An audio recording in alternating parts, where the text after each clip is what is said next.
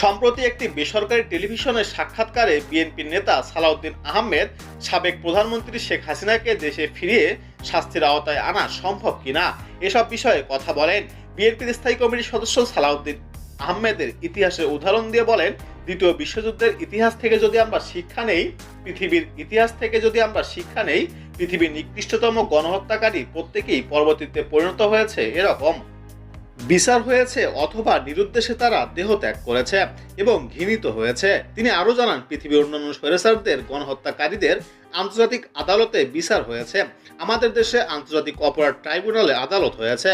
সেখানে গণহত্যা, গুপ্ত হত্যা, এক্সট্রা জুডিশিয়াল কিলিং সহ মানবতাকার বিরোধী অপরাধের বিচারের অনেকগুলো মামলা দায়ের হয়েছে।